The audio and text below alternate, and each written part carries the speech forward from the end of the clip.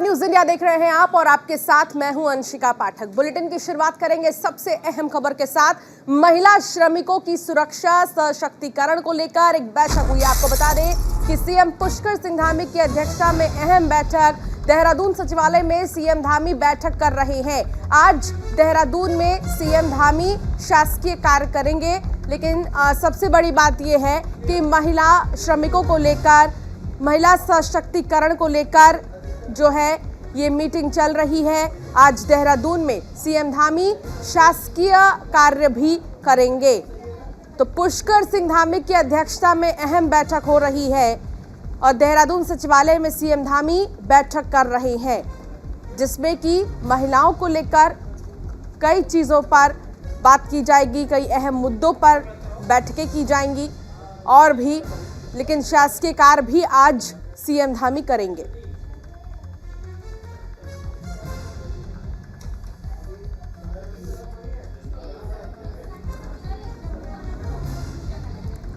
तो महिला श्रमिकों की सुरक्षा सशक्तिकरण को लेकर बैठक चल रही है। सीएम पुष्कर सिंह धामी की अध्यक्षता में अहम बैठक, सशक्त और कैसे करना है महिलाओं को, महिला श्रमिकों के लिए और क्या सुविधाएं मुहैया की जा सकती हैं, इनको लेकर बैठक चल रही है और पुष्कर सिंह धामी की अध्यक्षता में ये बैठक हो रही है।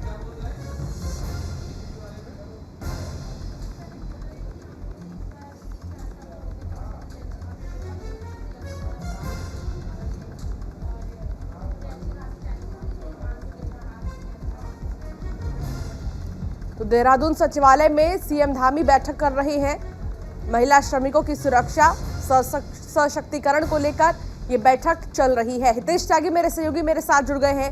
हितेश, सचिवालय में जो बैठक चल रही है महिला श्रमिकों और सशक्तिकरण को लेकर, इसे लेकर अब तक क्या जानकारी आपके पास?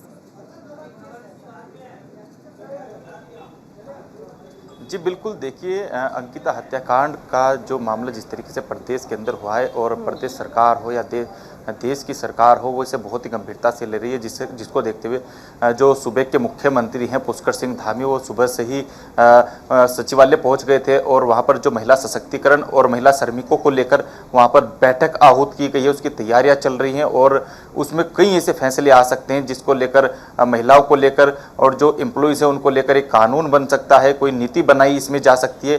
क्योंकि जिस तरीके से उत्तराखंड के अंदर ये दर्दनाक मामला अंकिता हत्याकांड का हुआ है, तो कहीं ना कहीं मुख्यमंत्री पुष्कर सिंह धामी अपनी सरकार के को देखते हुए भी और वैसे भी सभी अधिकारियों के साथ, और क्योंकि इस बैठक में सबसे बड़ी बात यह है कि कैबिनेट मंत्री रेखा आर्या भी इस बैठक में शामिल हो सकती हैं। जी हितेश, देखिए अंकिता हत्याकांड का आपने जिक्र किया और इसको लेकर पूरे प्रदेश में ही अगर हम बात करें तो बहुत ही ज्यादा आक्रोश, बहुत ज्यादा गुस्सा लोगों का देखने को मिला था। तो दूसरी तरफ विपक्ष का ये कहना था कि अब महिलाएं सुरक्षित नहीं है। तो इसको ध्यान में रखते हुए इस बैठक के मायने बहुत अहम माने जा सकते हैं।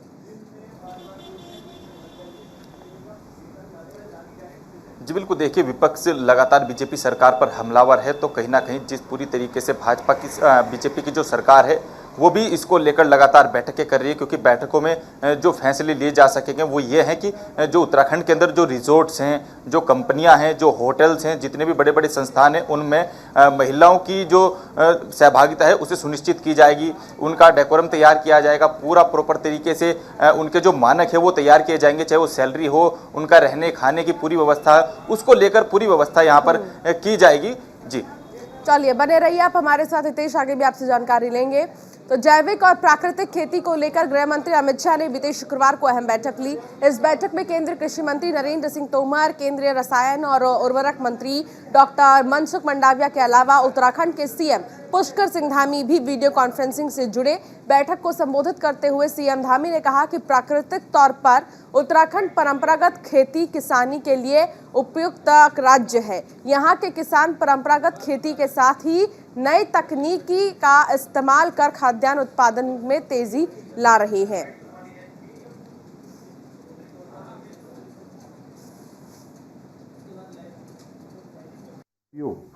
हमने आत्मनिर्भर प्राकृतिक किसान योजना के तहत राज्य में प्राकृतिक खेती को बढ़ावा देने के लिए इस वर्ष 10 करोड़ रुपए की धनराशि का प्रावधान किया है। इसके अतिरिक्त हमने 5 करोड़ रुपए से प्राकृतिक कृषि नमामि गंगे कॉरिडोर शुरू कर रहे हैं। इस योजना में गंगा तट से 5 किलोमीटर की परिधि में प्राकृतिक कृषि का प्रोत्साहन इस योजना के माध्यम से करेंगे। हमने प्राकृतिक कृषि उत्पाद की मार्केटिंग के लिए 2 डेडिकेटेड एफपीओ गठन कर रहे हैं। सहकारिता विभाग द्वारा इसको आगे किया जाएगा।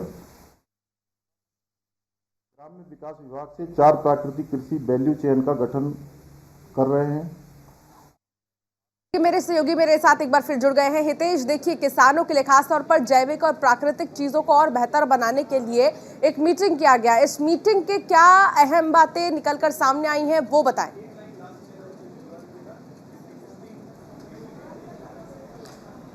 जी बिल्कुल, देखिए उत्तराखंड के जो खाद्य पदार्थ हैं, जो खाद्य प्राकृतिक खेती की बात मुख्यमंत्री पुष्कर सिंह धामी ने की है, वहाँ तराई का एरिया है और जो पर्वतीय क्षेत्र है वहाँ पर जो जितनी भी नदियाँ हैं उनके 5 किलोमीटर के एरिया में यह जो प्राकृतिक खेती है उसको करने की बात यहाँ पर मुख्यमंत्री पुष्कर सिंह धामी ने की है। और इसकी जो बैठक है वो भी अधिकारियों के साथ बहुत जल्द मुख्यमंत्री पुष्कर सिंह धामी करने वाले हैं, क्योंकि तराई की बात अगर हम करें तो तराई के एरिया में बहुत ज़्यादा प्राकृतिक खेती हो सकती है, क्योंकि यहाँ पर धान हो, गेहूँ हो, कई अन्य फसल ऐसी हैं जो लगातार होती रहती है। उनके साथ साथ यहाँ पर प्राकृतिक खेती और जैविक खेती भी यहाँ पर हो सकती हैं। जी देखिए, प्राकृतिक खेती और जैविक खेती भी यहाँ पर होंगे, लेकिन किसानों को क्या लाभ मिलने वाला है आने वाले समय में? इस मीटिंग में क्या इस चीज़ को लेकर कोई बातचीत हुई है कि किसानों को कुछ फायदा दिया जाए, कुछ राहत दी जाए?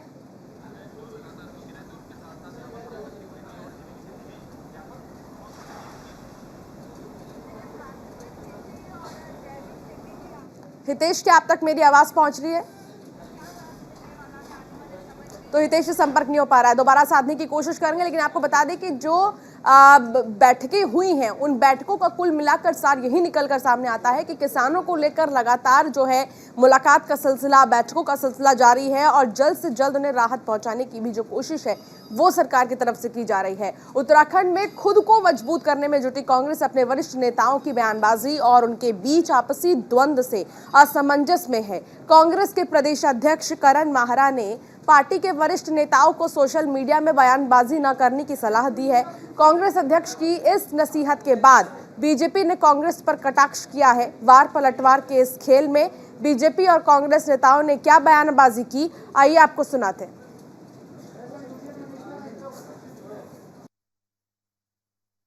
देखिए, माननीय अध्यक्ष जी ने पार्टी के वरिष्ठ नेताओं से अपील की है कि कोई भी बात सोशल मीडिया या प्रिंट मीडिया या इलेक्ट्रॉनिक मीडिया से कहने पर बचना चाहिए, क्योंकि इस समय पार्टी बहुत ही संक्रमण काल से गुजर रही है। पार्टी में कार्यकर्ताओं के मनोबल को बनाए रखने की आवश्यकता है। तो माननीय अध्यक्ष जी ने जो चीज़ 2-3 दिन के अंदर जो बातें सामने आई हैं उसमें ये निवेदन किया है कि कम से कम पार्टी के वरिष्ठ नेताओं को इस तरह की भी बात नहीं करनी चाहिए। सोशल मीडिया में और प्रिंट मीडिया में, इलेक्ट्रॉनिक मीडिया में सीधे बात नहीं करनी चाहिए, उससे पार्टी को नुकसान भी होगा। कांग्रेस के अध्यक्ष अपने कार्यकर्ताओं को मुझे क्या बोलना है? अपने कार्यकर्ताओं को सुधारने के लिए जितना प्रयास करें उतना अच्छा है। कहाँ बोलना है, कहाँ नहीं बोलना है, लेकिन अब उनके हाथ से चीज़ें निकल चुकी हैं। उनकी बात कांग्रेस में कोई सुनता नहीं है। लोग पलायन कर रहे हैं। जब से वो अध्यक्ष बने उत्तराखंड से हैदराबादी पलायन कर गए। तो ये सब चीज़ें हैं और मुझे अच्छा लगा उन्होंने अपने कार्यकर्ताओं को कोई निर्देश देने का काम किया हो। तो मैं तो वरिष्ठ कनिष्ठ सबके, मैं जब बोलता हूँ अपने दल के संदर्भ में तो हमारे यहाँ वरिष्ठ कनिष्ठ नहीं होता, हमारे यहाँ कार्यकर्ता होता है। तो हमारा हर कार्यकर्ता का संदेश है। अब वो वरिष्ठों को बोले, कनिष्ठों कुछ और बोले तो मैं नहीं कह सकता हूँ। ये उनका आंतरिक मामला है और उनकी बात को उनके दल के लोगों को मानना चाहिए, मैं भी स्वीकार करता हूँ। हितेश त्यागी मेरे सहयोगी मेरे साथ जुड़ गए हैं। हितेश, देखिए, सोशल मीडिया पर कांग्रेस नेताओं के बयानबाजी को लेकर कांग्रेस प्रदेशाध्यक्ष ने उन्हें सलाह दी है कि ऐसे बयानबाजी से बचें और कुछ भी बयान न दें। अब इस आदेश को लेकर, इस सलाह को किस नज़र से देखा जाए?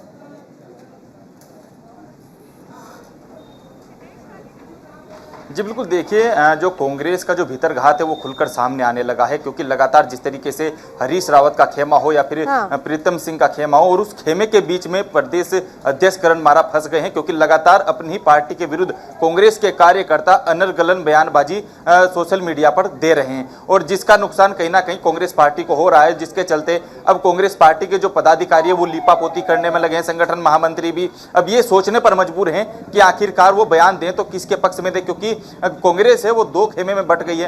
हरीश रावत का खेमा है और प्रीतम सिंह का, क्योंकि प्रीतम सिंह पहले से ही अपना मन बना चुके हैं, क्योंकि कहीं ना कहीं जिस तरीके से हरीश रावत की वजह से पार्टी को हार का सामना करना पड़ा है, और लगातार जो कांग्रेस के कार्यकर्ता हैं या महिला कार्यकर्ता हो या बड़े वरिष्ठ कार्यकर्ता हो, वो भी हरीश रावत पर ही इस हार का जो ठीकरा है वो हरीश रावत के सरी मंड रहे हैं। जी चलिए, बहुत शुक्रिया, बने रहिए आप हमारे साथ हितेश।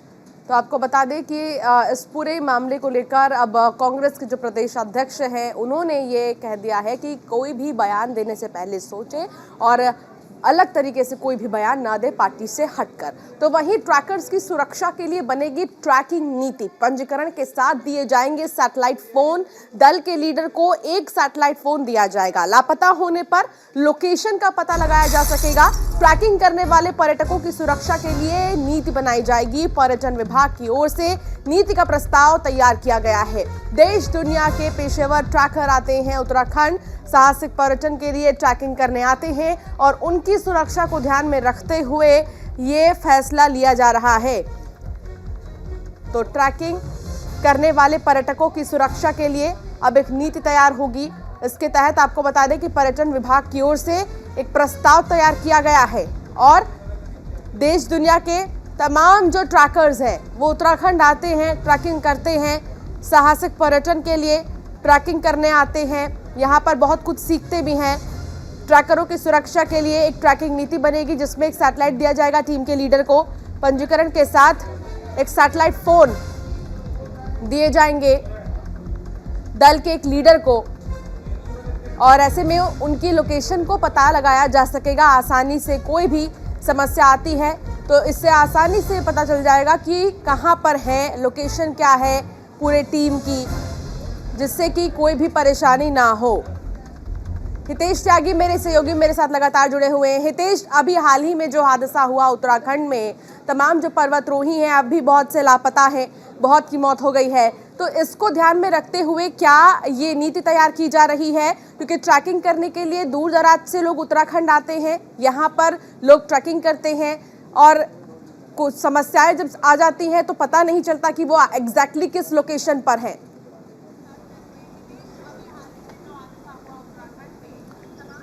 जी बिल्कुल, देखिए देश दुनिया से पर्वतारोही ट्रैकिंग के लिए उत्तराखंड आते हैं और कई ऐसे हादसे अब से पहले भी यहाँ पर उत्तराखंड में देखे गए हैं, जिनकी कई ऐसे हादसे हैं जिनमें अभी तक पर्वतारोहियों का पता ही नहीं लगा, लेकिन अभी भी और 10 से ज़्यादा जिस तरीके से पर्वतारोहियों की मौत उत्तरकाशी में ट्रैकिंग के दौरान हुई है, तो उसी को देखते हुए मुख्यमंत्री पुष्कर सिंह धामी ने पर्यटन विभाग को निर्देश किया है कि क्योंकि इसके लिए एक नीति बनाई जाएगी, नीति तैयार की जाएगी। विभाग इसमें नीति तैयार करने को लेकर जुट गया है, क्योंकि जिस तरीके से इनका पंजीकरण का कोई पता नहीं था, ट्रैकिंग का कोई पता नहीं था, तो उसके लिहाज से अब जितने भी जो देश दुनिया से यहाँ पर पर्वतारोही आते हैं उनके पंजीकरण होंगे, रजिस्ट्रेशन होंगे और उनको ट्रैक करने के लिए उनको एक फ़ोन दिया जाएगा जिनसे उनकी लोकेशन को ट्रैक किया जा सकेगा।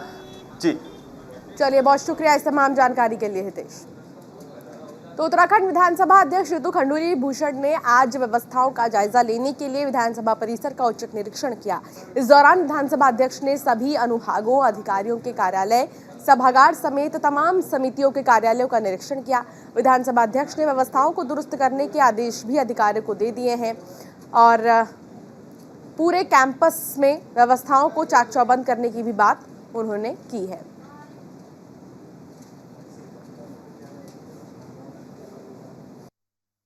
यहाँ पर कुछ हमारे पेशेंट्स आए हैं जो घायल हुए थे और कोटद्वार में उनका इलाज चल रहा है। यही देखने आए थे कि इलाज ठीक ठाक हो और जो हमारे घायल लोग हैं वो जल्द से जल्द ठीक होकर अपने घर की तरफ चलें। तो मैं यहाँ आज कोटद्वार बेस हॉस्पिटल में उन्हें देखने आई थी और इलाज ठीक से चल रहा है, ये मैंने आज।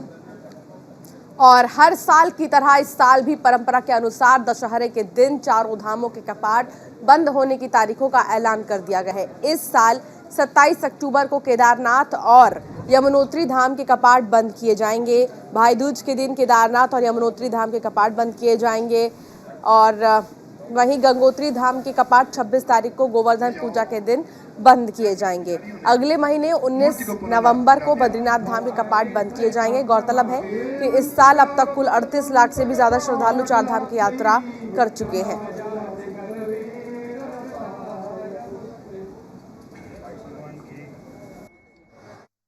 भगवान विशाल जी के कपाट शीतकाल के लिए बंद करने की घोषणा श्रीमान रावत जी के द्वारा की गई।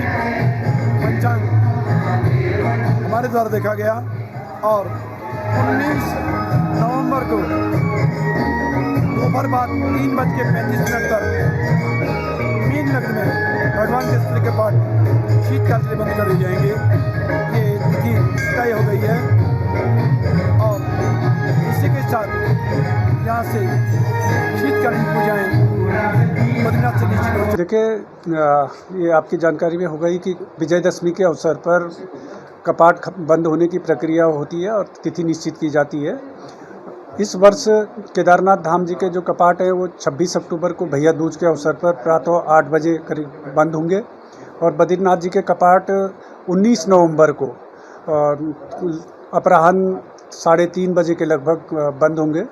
और इस वर्ष आपकी जानकारी में देना चाहता हूँ कि 25 अक्टूबर को सूर्य ग्रहण भी है और सूर्य ग्रहण के कारण जो सभी धाम हैं उन धामों में कपाट पूरी तरीके से बंद रहेंगे और शाम को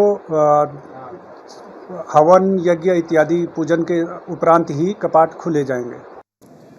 चलिए अब आपको बताते हैं कि आखिर कब कौन कौन से कपाट जो हैं वो बंद होंगे। तो सबसे पहले तो आपको दिखाते हैं, देखिए गंगोत्री धाम के कपाट 26 अक्टूबर को बंद होंगे। 4 धाम के कपाट बंद होने का ऐलान कर दिया गया है। गंगोत्री के बाद गोवर्धन पूजा के दिन बंद होंगे गंगोत्री धाम के कपाट। गोवर्धन पूजा जिस दिन होगा उसी दिन कपाट जो है बंद होंगे गंगोत्री धाम के। इसके अलावा केदारनाथ धाम के कपाट 27 अक्टूबर को बंद होंगे। 27 अक्टूबर के पहले अगर आप जा रहे हैं केदारनाथ तो इस बात का ध्यान रखें कि 27 अक्टूबर को बंद हो जाएंगे। यमुनोत्री धाम के भी कपाट 27 अक्टूबर को ही बंद होंगे। यमुनोत्री के भी जो कपाट है वो 27 अक्टूबर को ही बंद होंगे। इसके अलावा 27 को भाई दूज के दिन बंद होंगे केदारनाथ के कपाट। 27 अक्टूबर को भाई दूज है और इसी दिन बंद होंगे केदारनाथ के कपाट। भाई दूज के दिन बंद होंगे यमुनोत्री धाम के भी कपाट, यानी कि केदारनाथ और यमुनोत्री दोनों के ही कपाट 27 को बंद होंगे। बद्रीनाथ धाम के कपाट 19 नवंबर को बंद होंगे। बद्रीनाथ धाम के लिए अगर हम देखें तो और समय है आपके पास, आप बद्रीनाथ धाम घूमने जा सकते हैं क्योंकि 19 नवंबर को बंद होंगे। अब तक बद्रीनाथ धाम में 14 लाख से ज्यादा श्रद्धालु जा चुके हैं, यानी अब तक के हर साल को अगर हम देखें तो सारे रिकॉर्ड टूट गए हैं और इस साल सबसे ज्यादा जो श्रद्धालु हैं वो गए हैं धामों में अलग अलग जगह दर्शन पूजन करने। एक बड़ी खबर आपको बता दें, राजाजी टाइगर रिजर्व पार्क में कार्य बहिष्कार किया गया है। 26 आउटसोर्स कर्मचारियों की अनिश्चितकालीन हड़ताल, मांगे नहीं माने जाने तक हड़ताल पर रहने का ऐलान उन्होंने किया है। पार्क प्रशासन के खिलाफ नारेबाजी भी कर रहे हैं। लंबित वेतन भुगतान जल्द करने की मांग उनकी है। 8 महीने से कर्मचारियों को सैलरी नहीं मिली है। रेंज में ठेकेदारी प्रथा खत्म करने की मांग की जा रही है। कर्मचारियों की संख्या बढ़ाने की भी मांग की जा रही है। संजय पुंडिर मेरे सहयोगी मेरे साथ जुड़ गए हैं। संजय, जो कर्मचारी हैं उनकी ये मांग है कि 8 महीने से सैलरी नहीं मिली है और अब सैलरी अगर नहीं दिया गया तो इसी तरह वो काम बंद रखेंगे। क्या जानकारी मिल रही है? देखिए अंशिका, राजाजी पार्क में काम करने वाले कर्मचारी लगातार धरना प्रदर्शन कर रहे हैं। हालांकि इनके कई आरोप हैं। इनका कहना है कि पिछले 8 माह से हमको वेतन नहीं मिल रहा है, जिस कारण इनको घर चलाने में काफी परेशानी हो रही है। और आप देख सकते हैं तस्वीरों में किस तरह से जो कर्मचारी है वो लगातार प्रदर्शन कर रहे हैं। उनका यही कहना है कि जो ठेकेदारी प्रथा है वो भी यहाँ पर खत्म होनी चाहिए। हालांकि कई दिनों से इन्होंने कहा है कि अगर हमारी मांगे नहीं मानी जाती है तो हमारा जो धरना प्रदर्शन है वो लगातार जारी रहेगा। इसको लेकर पार्क प्रशासन लगातार इनसे वायदा कर रहा है कि जो इनकी मांगे हैं वो जल्द से जल्द पूरी होगी। लेकिन जो कर्मचारी, उनका साफ तौर पर कहना है अगर हमारी मांगे पूरी नहीं होती है तो ये जो धरना प्रदर्शन प्रदर्शन है वो लगातार जारी रहेगा। अंशिका, ठीक है, बने रहिए हमारे साथ। संजय, आगे भी आपसे जानकारी लेंगे। बात करेंगे हरिद्वार की, जहां हरिद्वार में देर रात से मूसलाधार बारिश जारी है। भारी बारिश से सड़कों पर जल भराव हो गया है, सड़कें नदी में तब्दील हो गई हैं, गलियां तालाब में तब्दील हैं। दशकों से हरिद्वार में जल भराव की समस्या है। ज्वालापुर, कनखल और शहरी इलाकों में जल भराव की स्थिति बनी हुई है। भारी बारिश से हरिद्वार के लोग परेशान हैं। भारी बारिश के चलते जनजीवन भी अस्त व्यस्त है। तो हरिद्वार में लगातार भारी बारिश का सिलसिला जारी है। कई ऐसे जिले हैं, कई ऐसे इलाके हैं जहां पर पानी ही पानी है। ज्वालापुर, कनखल और शहरी इलाकों में जल भराव की स्थिति है, जिससे आम जन को आने जाने में समस्याओं का सामना करना पड़ रहा है। संजय, मेरे सहयोगी मेरे साथ लगातार जुड़े हैं। संजय, हरिद्वार में बारिश का सिलसिला थमा नहीं है, लगातार बारिश हो रही है। कौन से ऐसे संवेदनशील इलाके हैं जहां पर अभी लोग जाने से बचें?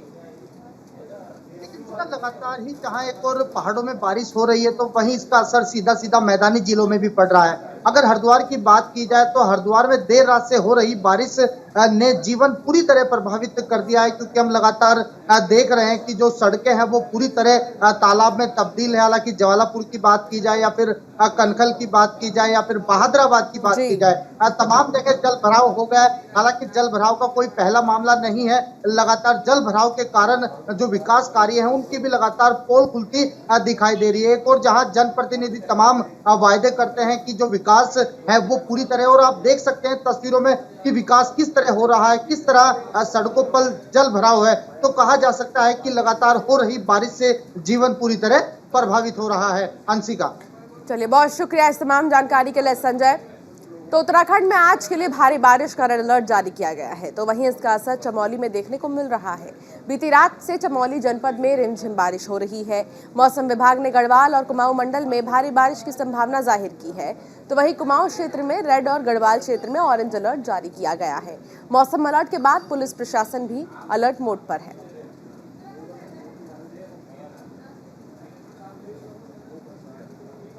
मौसम विभाग और आपदा प्रबंधन टीम ने जो 7 से लेकर 9 तारीख का जो अलर्ट जारी किया था, कल रात से हालांकि जो है जनपद चमोली में जो हल्की हल्की बारिश हो रही है। आप देख सकते हैं कि तस्वीरों के माध्यम से आप देख सकते हैं किस तरह से कोहरे से पूरा जो है जनपद चमोली की जो ऊंची पहाड़ियां हैं, हालांकि जिस तरह से मौसम विभाग का अलर्ट था और कई ज़िले ऐसे हैं, चाहे पहाड़ी ज़िले हों या कुमाऊं के ज़िले हैं, स्कूल बंद हैं, लेकिन जनपद चमोली की अगर बात करी जाए तो यहाँ के जो स्कूल हैं वो तो खुले हुए हैं। लेकिन जिस तरह से मौसम विभाग अलर्ट करता है उसके बाद जो है प्रशासन हरकत में आ जाता है। आपदा प्रबंधन की टीम हो या स्थानीय प्रशासन हो या पुलिस प्रशासन हो, वो सब अलर्ट मोड पे है। हालांकि जनपद चमोली में बीती रात से जो है हल्की हल्की बारिश हो रही है, तो कहीं ना कहीं मौसम विभाग का जो सही अनुमान था, आपदा प्रबंधन की जो सही सटीक और जो भविष्यवाणी थी कि 7 से लेकर 9 तारीख का जो अलर्ट होगा या बारिश होगी, कहीं कहीं जिलों में बारिश होगी, वो जनपद चमोली में भी हमको देखने को मिला। Pushkar Singh Negi, news India, Chamoli. खबर रुड़की से, जहां रुड़की पहुंचा पाकिस्तानी जायरीनों का दल। कड़ी सुरक्षा के बीच पहुंचा जायरीनों का दल में 151 पाकिस्तानी जायरीन हैं। पिरान कलियर के 794 उर्स में होंगे शामिल। सद्भावना और विश्व शांति का पैगाम लेकर भारत आया है ये दल। पुलिस और खुफिया विभाग भी अलर्ट मोड पर है।